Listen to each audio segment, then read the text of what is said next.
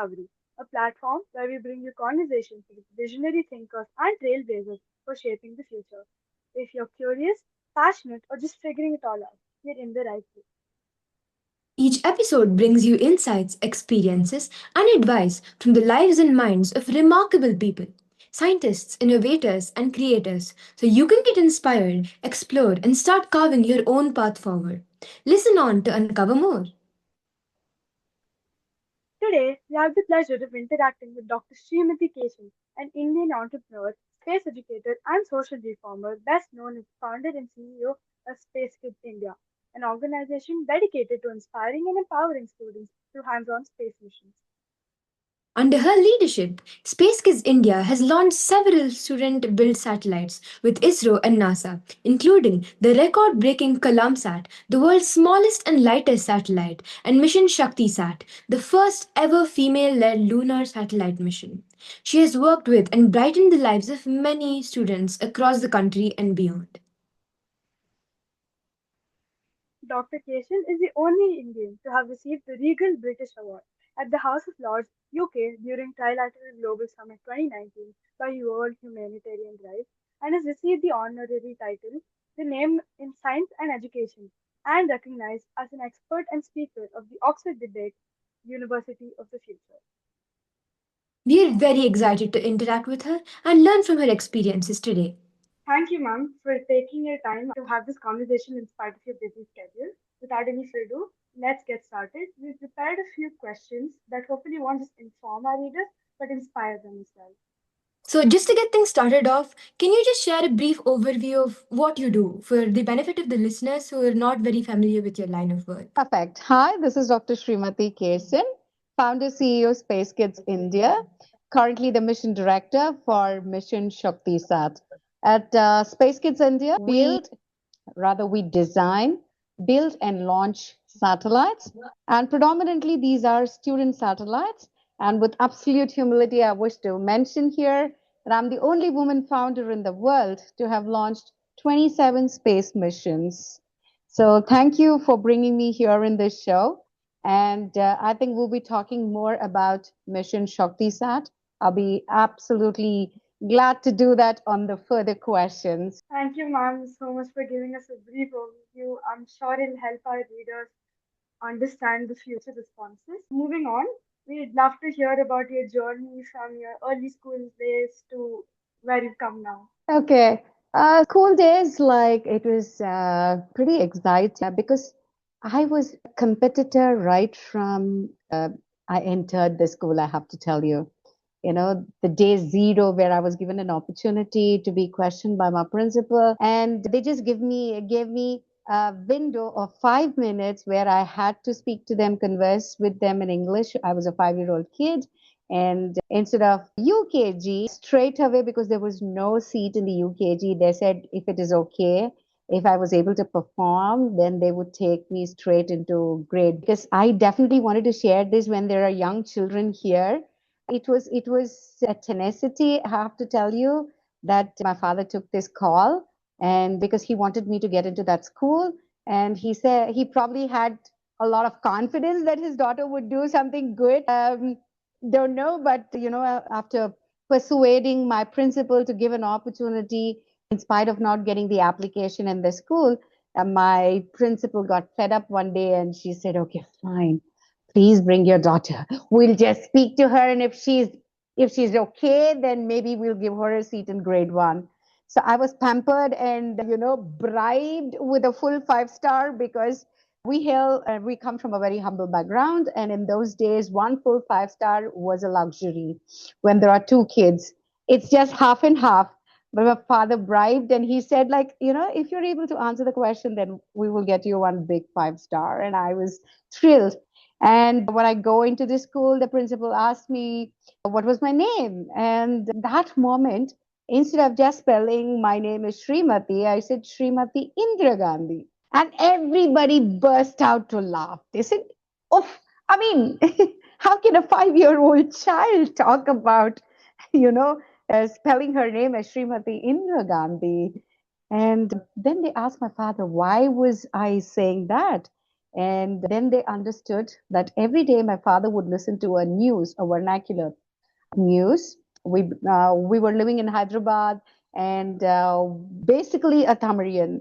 So this Tamil news. There was only one news in the morning at 7:30 that would be played, and in that, the then Prime Minister's name was spelled 100 times. So probably it was, and I thought probably my full name was that, and people just called me Srimathy.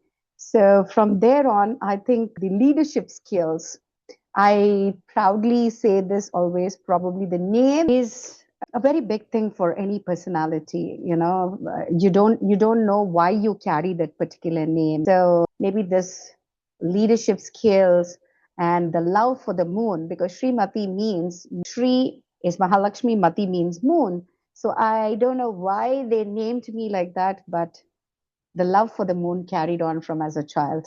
A national basketball player, a state athlete, a paratrooper, a dancer, debater, and leading the contingent, or leading the parade, not the contingent, leading the parade with a sword. I think all this happened when I was in school and college. I was given a direct entry into the armed forces. But that was the twist in the tail. Destiny played its card, and the day I was given that, the same day I was leaving for my wedding. After which it was 16 years of sabbatical. And then one angel came, she pulled my hand, and so everything, rest is history, I have to tell you. And that's how Space Kids India was born. It was a dream, I have to tell you, and never ever expect. And the journey. Wow, ma'am, that's an amazing success story. And you've been such a multi-talented student, and now you're leading such an amazing. So while we were researching about you, we learned that in 2022, with SAT, you helped 750 rural girls from all the way to Kashmir to in Kanyakumari Calvary. to launch a satellite into space. So what really motivated you to pick up that project, and what was so exciting about it? Well, from 2015, we've started building space missions. And every time we built a space mission, initial few weeks, we had girl children coming and, being a part of the mission. But over the time, what I got to see is we were starting to not have girls at all. And I was the only girl in the whole team. And that was not right. We wanted more girls. If we had to build missions, you should have an equal or at least a little representation from girls. That bothered me a lot. And I spoke to a lot of children and the parents and everything. Every time I got to understand there was some challenge that was actually holding on girls from getting into this industry. Not only this industry, any of the deep tech industry where they had to put in a lot of time. And because, when we build these satellites, we spend so many sleepless nights in the labs, which is like 24 hours we are in the lab. So it was a pressure from the parents, it was a pressure from the relatives, the college, and societal pressures, that how children can work like this in a lab, both boys and girls, all through the night and everything. Still, that mentality needs to be changed. Yes, I agree, the urban population, there is some change coming in, but yet ultimately a girl's life is still boggled down to wedding, raising a child, taking care of the family. Everything boggles down. You may be the prime minister of the country, but ultimately, when you get into the house, you have to remove everything and you have to say, okay, can I make coffee for you all? Who is hungry? I mean, that's good. I'm not saying that it is, you should not do it, but you should also do that. It is not that you just do that. You should also do that. Girls are versatile and they can just do multitasking just like that. But we are still, put in a box of saying that you can only do this, you can only do this, you can only do that. So the society thrusts that on you. You children are lucky. There are a lot of changes now. But if you have to, if I have to speak very boldly and blatantly, it was like, oh, what is it for lunch? What's for dinner? The conversations is only around, okay, you bought surf, you bought, what are you going to buy, Nirma or surf? You're going to buy this detergent, you're going to buy milk 3 kilos, guests coming, oh my God, they're going to come for lunch, what are you going to cook? This was the conversations. So the intellect conversations were missing. I thought, no, our generation, yes, could manage that. 16 years in spite of being at home, I could, but how many can afford to do that? Right? It is very difficult. It is not easy. It is not one bit easy. So I thought, let's stand for the voiceless.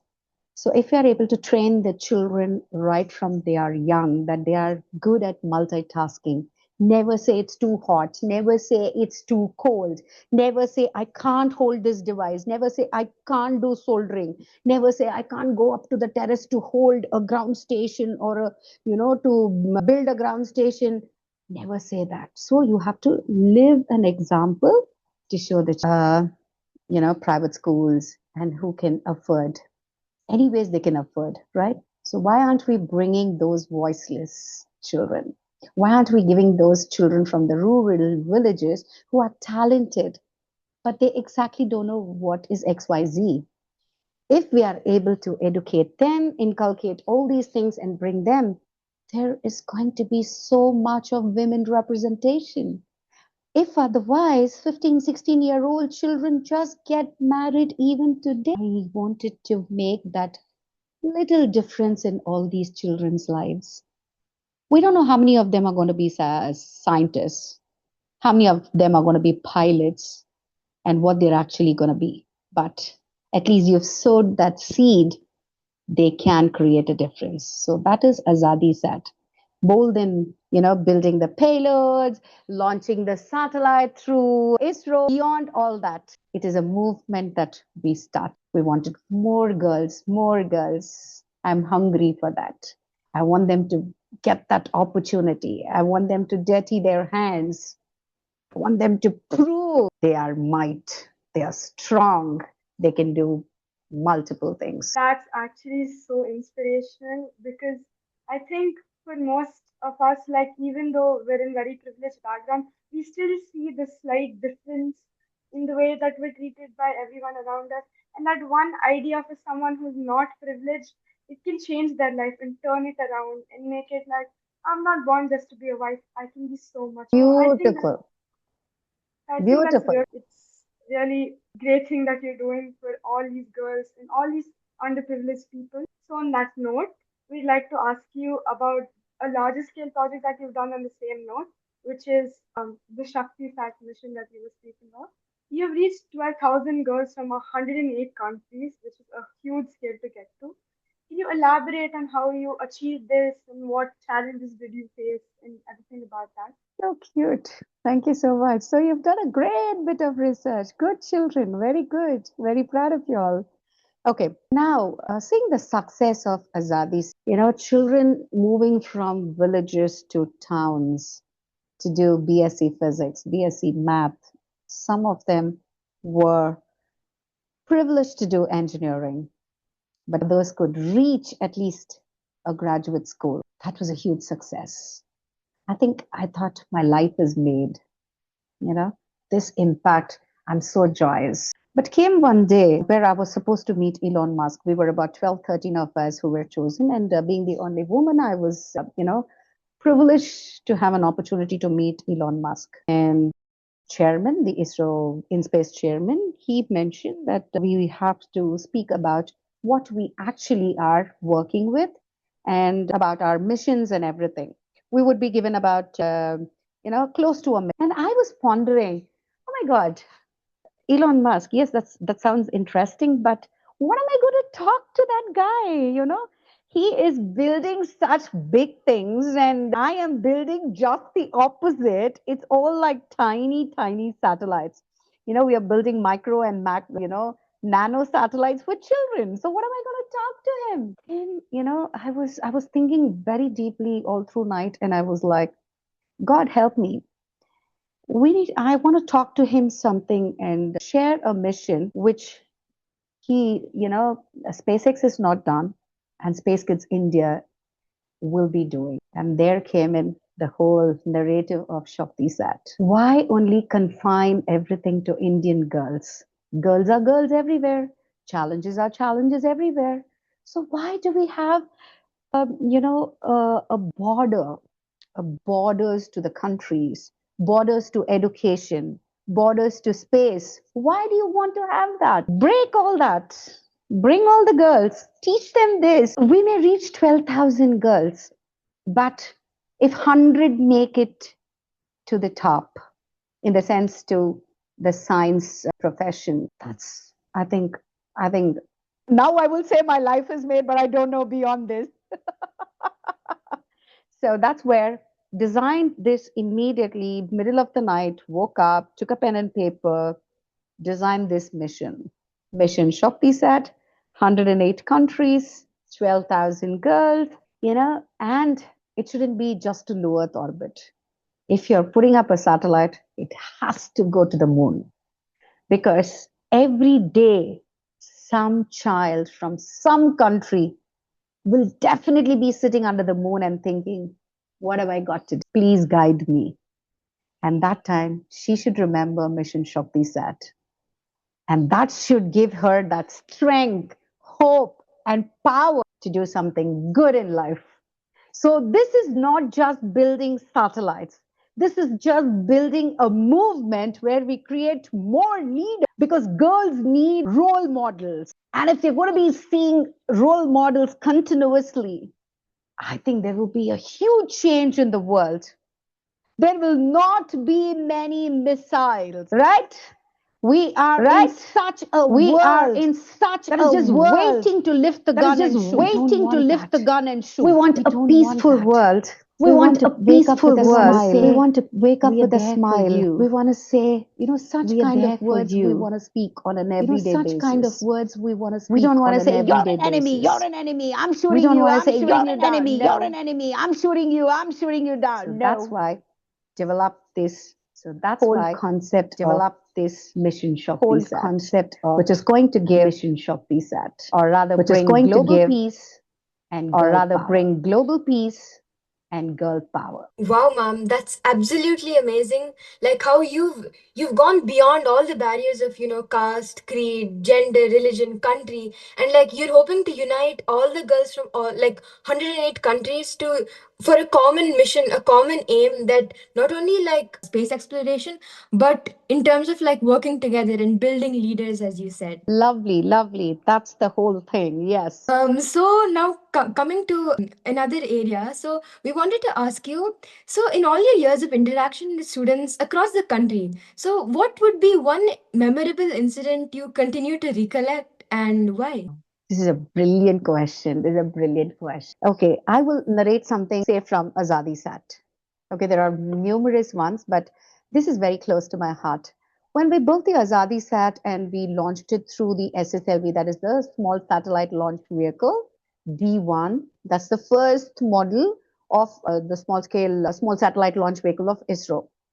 So ISRO is going to be launching it for the first time, because PSLVs, we were using only PSLVs and GSLVs. So when this was built, ours was going to be the first one that was going to be put in that. So it was so exciting because it's going to be creating so much memories for all these children, right? The first rocket, the first satellite, and you stand there in Sriharikota and looking at your satellite go up in the rocket.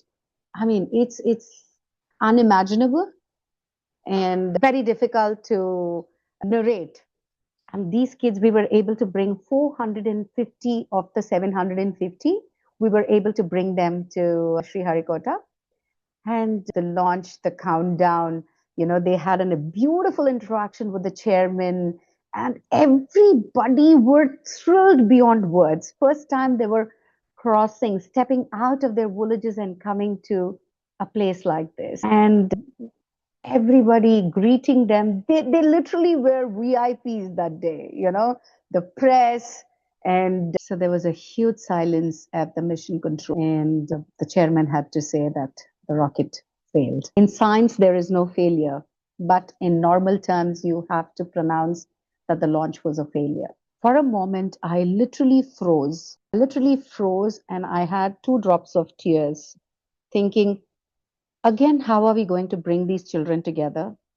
How are we going to give them that hope, And how are we going to get that money to build this satellite? Because it's expensive. It's very expensive. You won't believe everybody came and gave a group hug. That was so vibrant. That energy was unbelievable energy, you know. And they said, ma'am, you told us we have to be bold and strong. Never should we shed a drop of tear because tears are valuable. Why are you doing that? I cannot say I was thinking of you, and I am, because I have to set an example. And I said, I'm so sorry, children, I did this. They said, no, ma'am, something will happen. As you say, miracles happen. And I said, yes, miracles will happen. Let's get together, and we'll definitely be given an opportunity to build the next satellite and launch, and it'll be super successful. And Chairman ISRO, Dr. Somnath, called and he said, you will be given another opportunity. So you get your girls to build the satellite and we will take it. This is a moment that is so deeply etched in my soul, not in my heart, in my soul. Girls, when you give them an opportunity, when you teach them something, it's a lasting impression because they are carriers. They not only carry child in their fetus, but they carry such beautiful memories and lessons that they impart to their peers, to their family, to the community. And we all know if girls rise, the universe rises, right? So this was very, very close to my heart, and I always remember this very, very. Actually, that's really the most heartwarming story you could have told. Like the amount of pride that is must been in the atmosphere while the countdown is happening. They saw their work, like how much of long they took, and it went up in the sky, and they must have felt so proud. And even though it didn't launch, they felt it in their hearts. They knew that they reached an incredible height, and like how they're able to help you, even though you felt sad, they were able. And the opportunity they got after that, like to launch another satellite after that. That's really inspiring. That really showed how much capability they have. That was really a heartwarming moment. Now, move on to a bigger picture. Like speaking of missions and space missions, Chandrayaan was launched in 2008, which is one of the biggest space explorations of India.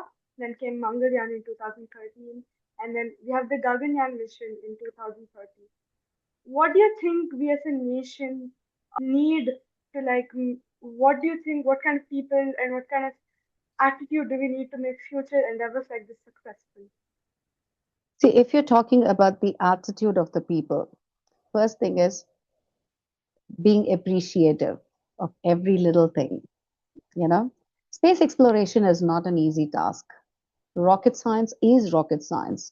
We are trying to break it and see how accessible, how easy it is to mankind.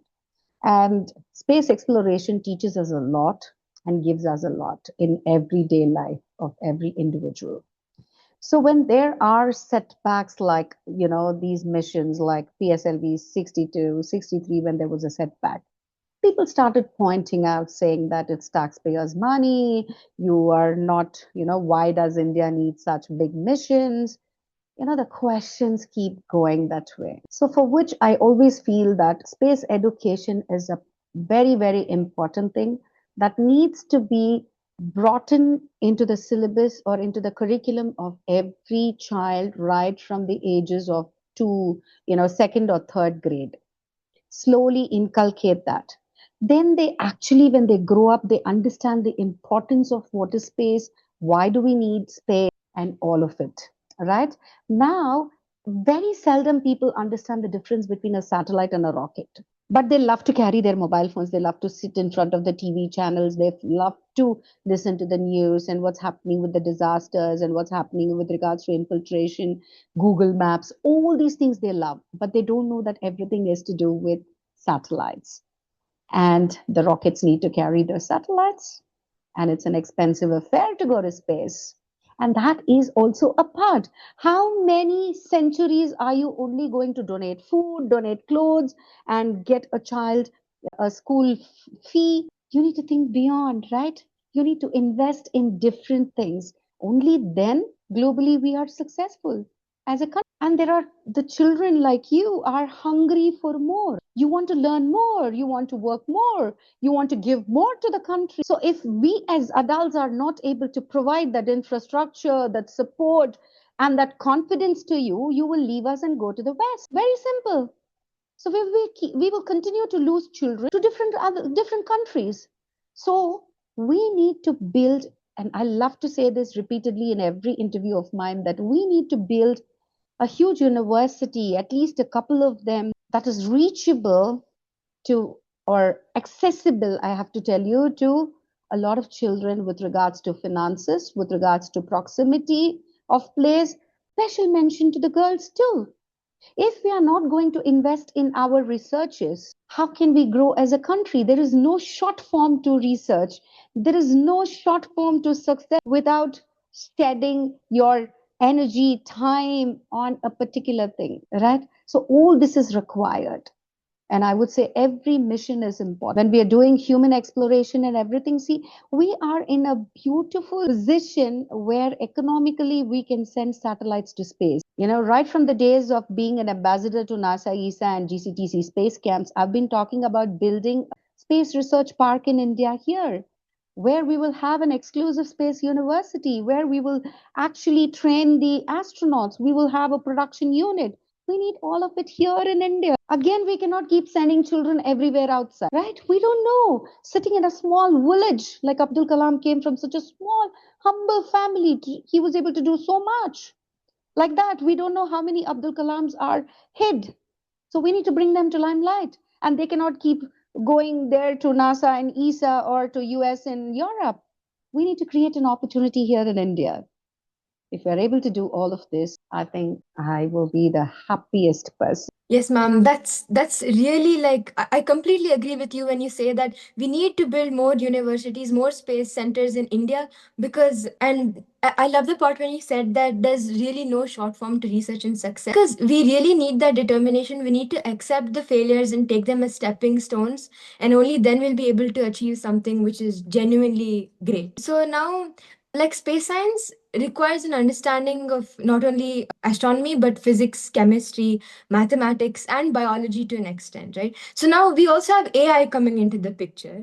So, how can students like us prepare ourselves to study further in this field with the help of AI? This is a very interesting question, my dear Srijana. A very interesting question.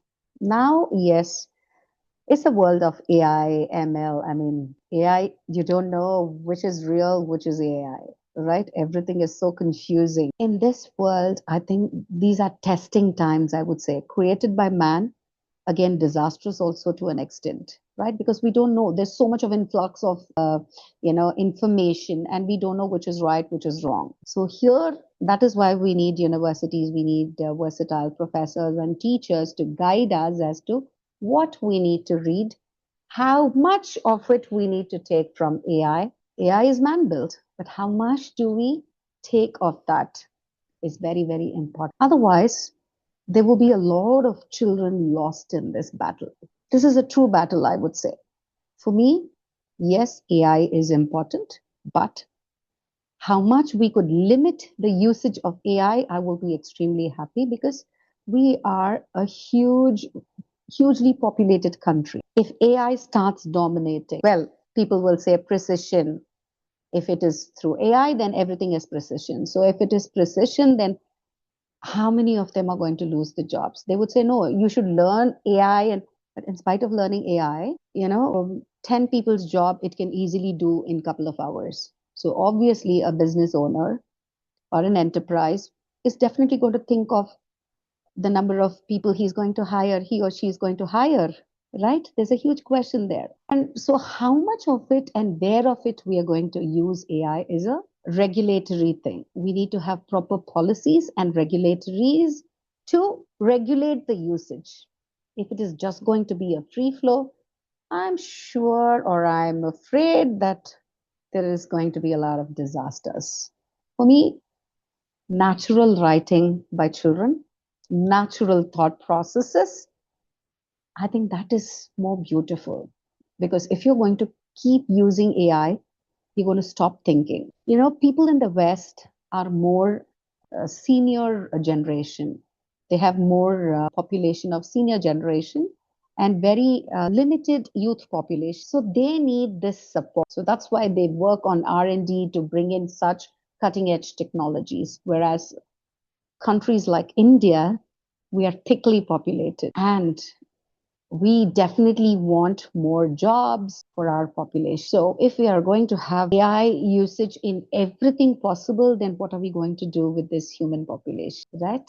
That's a huge question mark, and it's a real worry for me. The interpersonal relationships, the conversations that you have with each other, everything will reduce because every time you're sitting with a gadget to consume, to consume, to consume, and at the end of it, you don't know what you're consuming, how much you're consuming, and why you're consuming, which is again going to drain you and lead to mental, right? And I don't want my children to get into that. We don't want children to use antidepressants. No. So what happens because of this? My child is doing that. Oh, your child isn't, into this. Oh, your child is not into this activity.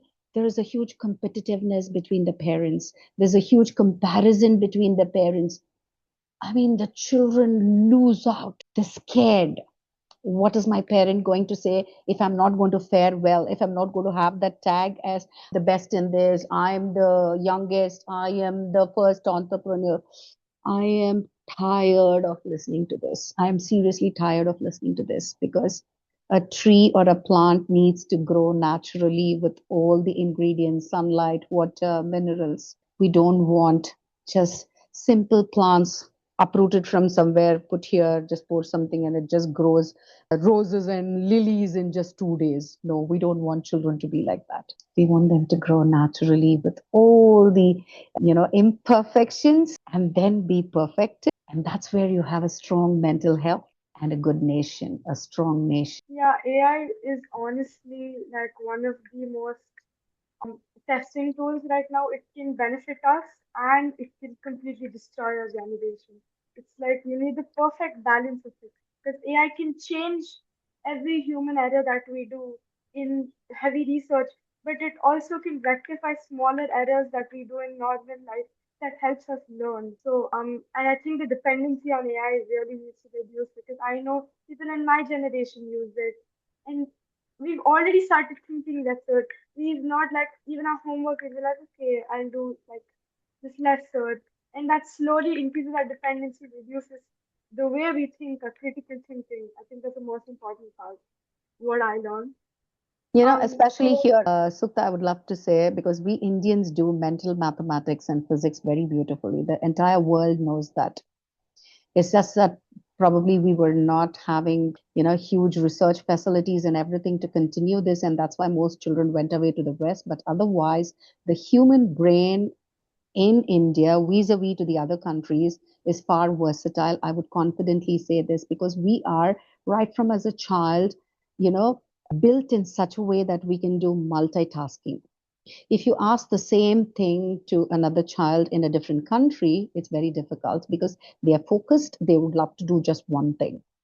For us as a child, 5 year old child, we go for tennis, we do swimming, we do dancing, we do studying, we do everything of it. So our minds, our brains are wired like that. We can take any task anytime. So if there is going to be an influx of AI into everything, no, no, not good. we lose our creativity, we lose that spirit to do those things. And yeah, I think that AI can be used as a great tool, but it just takes away the lovely things of life that we learn from the sports you were saying, tennis, swimming, dancing. It's a human experience and it takes away from it, And in not my only opinion. that, you're constantly running a race, fighting a battle of I need to be the best in this, I need to be a best in this, I need to be first, I need to do this. No, I don't this for my children. I want them to beautifully, naturally grow. You have a whole life to, run, lead. Take it as it comes slowly. Set your goals, set a vision, have a mission, but take it step by step because today's joy will be missed. A 12-year-old child, he or she howsoever need to grow only that much. Otherwise, they get frustrated by the time they are 18 and 20. What's life after that? So I want you children to enjoy the perks of life, the perks of nature, and interact with your peers, play, fight, jump, do everything. And that way, I have to tell you, I think though people speak about China and Chinese products, I'm so happy that one thing in their education system, until you're 16, even Australia has brought in that rule now. No mobile phones to children. I think this needs to be followed. Here, I get to see a 2-month-old baby. When you're giving birth to a child, you should make a promise whether you know you have time for that child. Otherwise, please do not have children. I would humbly request the parents, these are not toys. They are your heart and soul. You need to really build a beautiful tomorrow. Sorry, I'm getting too emotional because children are, I love children. And when I get to interact with girl children, I love to grab them with both my hands. I love to just give whatever possible that I could afford to. And today I'm seeing two young, beautiful girls asking such wonderful questions. So I'm not going to leave you all. Yes, Virat, go ahead. So, like, to go on a very deep note, we'd like to ask you what is one piece of advice you'd like to give our entire generation, which is going to be the future of our country? You know what? I hate advisors because I love to be a friend to everybody, be it whichever generation. The one thing that I would love to tell children is be yourself. Don't ape anybody. You have a beautiful path laid by, or you create a path. Don't look at left or right and say, oh my God, I'm not able to do this, I'm not able to do. No, there's a whole life to be done. Enjoy every bit that is coming to you. Stay happy. The first message is stay happy. Keep that smile on your face. It's okay. Let anything happen, come what may be. Keep that beautiful smile and march with confidence that I can do. I can do. You need to tell that every day to yourself. It's okay to score 50%. It's okay to score 30%. But the next, can you do it? Marks doesn't define everything. You have to be a good human being. And only good human being can create some good things for the family, for their school, for the society, and for the country, right? So we have lot of hopes on you children. Be good, enjoy life in the best possible way, and take as many children with you. Leader is a person who is able to march not alone, but take with her or him as many people as possible. Yes, ma'am, that's wonderful piece of advice you've given us to carve our own path forward and walk along with the team and not just be a leader and not just preach, but go along with them and learn with them and learn from their experiences and make that whole journey together. So I guess that's about it, and we're at the end of our little conversation. So thank you so much for taking the time to speak with us, and we really enjoyed our conversation with you today, and we've all learned a lot from it. Your stories, your insights, and your strong passion for space science will hopefully also inspire our listeners to go out there and make a difference. So, thank you so much, ma'am. Thank you, my dear. Thank you, Srijana, and thank you, Sutta, for this lovely conversation this evening. You children have really made my evening beautiful. Thank you so much, and keep inspiring a lot of girls to be bold and brave with absolute humility like you children. God bless you all. Thank you so much, ma'am. Thank you, dearies. Thank you for joining us on this journey of ideas, inspiration, and innovation.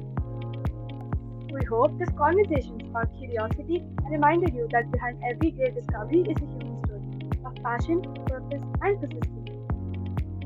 Until next time, stay curious, stay inspired, and keep learning because the future is being built by the questions you ask today.